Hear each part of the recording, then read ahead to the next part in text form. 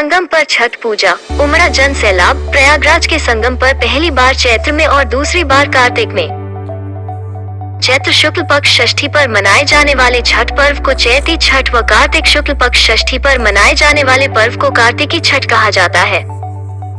पारिवारिक सुख समृद्धि तथा मनोवांछित फल प्राप्ति के लिए यह पर्व मनाया जाता है। इस पर्व को स्त्री और पुरुष समान रूप से मनाते हैं। छठ पूजा की परंपरा और उसके महत्व का प्रतिपादन करने वाली अनेक पौराणिक और लोक कथाएं प्रचलित हैं। लंका विजय के बाद राम राज्य की स्थापना के दिन कार्तिक शुक्ल षष्ठी को भगवान राम और माता सीता ने उपवास किया और सूर्यदेव की आराधना की। सप्तमी को सूर्योदय के समय फिर से अनुष्ठान कर सूर्यदेव से आशीर्वाद प्राप्त किया था। छठ पर्व की शुरुआत महाभारत काल में हुई थी। सबसे पहले सूर्यपुत्र कर्ण ने सूर्यदेव की पूजा शुरू की। कर्ण भगवान सूर्य का परम भक्त था। वो प्रतिदिन घंटों कमर तक पानी में खड़े होकर सूर्य को अर्घ्य देता था। सूर्य की कृपा से ही वो महान योद्धा बना था। आज भी छठ में अर्घ्य दान की यही पद्धति प्रचलित है। छठ पर्व के बारे में एक कथा और भी है। कथा के अनुसार जब पांडव अपना सारा राजपाट जुए में हार गए, तब द्रौपदी ने छठ व्रत रखा। तब उसकी मनोकामनाएं पूरी हुई तथा पांडवों को राजपाट वापस मिल गया। लोक परंपरा के अनुसार सूर्य देव और छठी मैया का संबंध भाई बहन का है। लोक मातृका षष्ठी की पहली पूजा सूर्य ने ही की थी। इस बारे में एक और कथा प्रचलित है। एक अन्य कथा के अनुसार राजा प्रियव्रत को कोई संतान नहीं थी।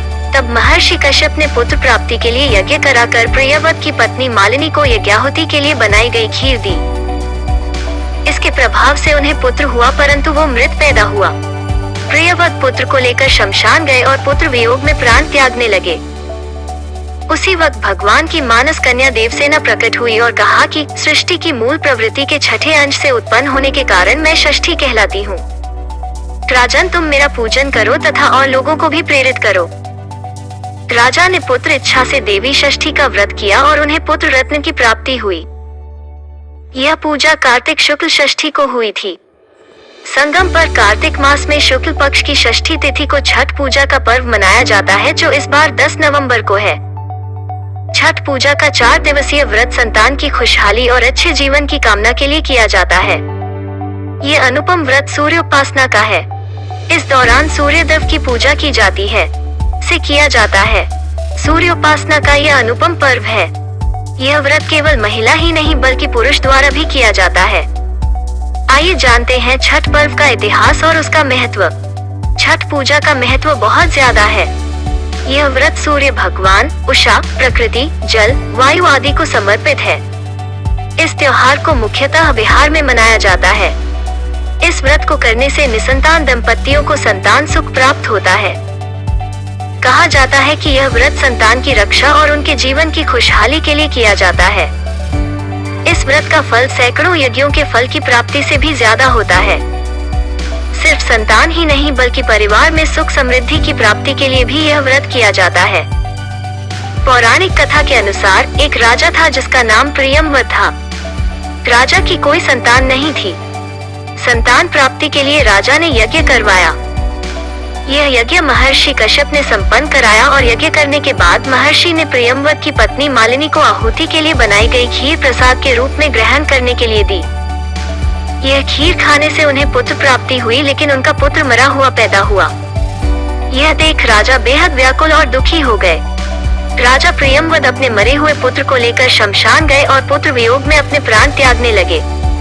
इस समय ब्रह्मा की मानस पुत्री देवसेना प्रकट हुई। देवसेना ने राजा से कहा कि वो उनकी पूजा करे। ये देवी सृष्टि की मूल प्रवृत्ति के छठे अंश से उत्पन्न हुई हैं। यही कारण है कि ये छठी मैया कही जाती हैं। जैसा माता ने कहा था, ठीक वैसे ही राजा ने पुत्र इच्छा की कामना से देवी षष्ठी का व्रत किया। यह व्रत करने से राजा प्रियव्रत को पुत्र की प्राप्ति हुई। कहा जाता है कि छठ पूजा संतान प्राप्ति और संतान के सुखी जीवन के लिए किया जाता है। खबर जगत के लिए एलन सिंह की रिपोर्ट।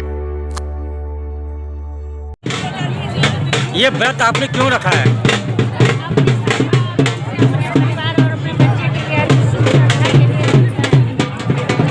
ये कितने दिनों का व्रत होता है? खत्म कब होगा? खत्म कब? कल हो जाएगा। क्या नाम आपका? आपने ये व्रत क्यों रखा है? अपने परिवार को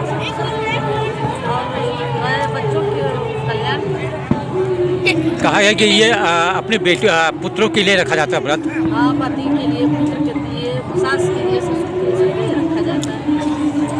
ये कितने दिन का व्रत होता है? ये 36 घंटे का होता है। 36 घंटे। क्या नाम आपका?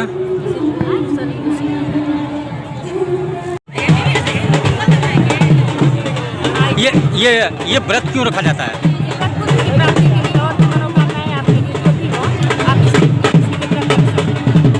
ये कितने दिन व्रत रखा जाता है?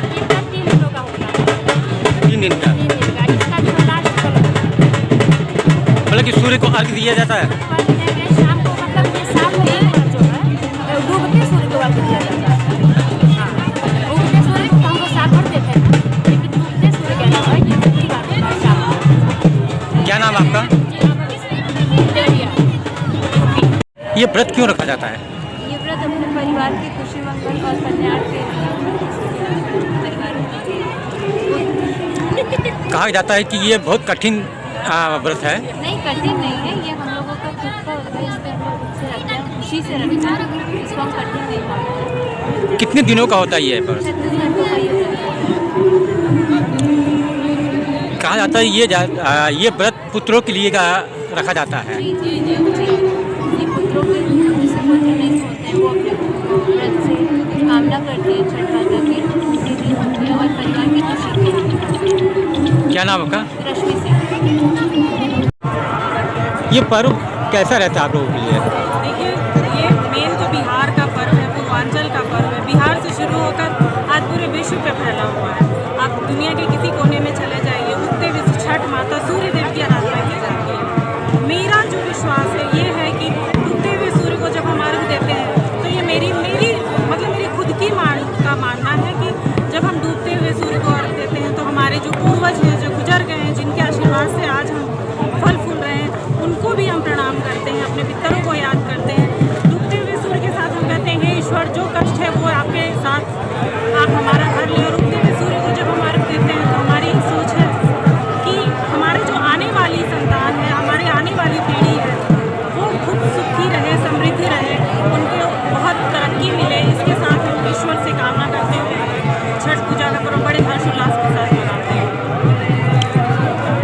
ये पर्व कहा गया है पुत्रों के लिए होता है।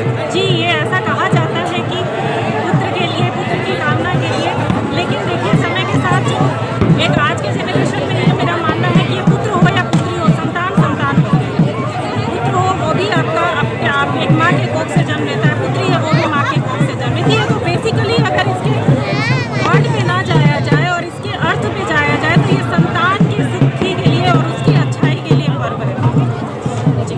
क्या नाम आपका? जी, मेरा नाम परिचय बताइए।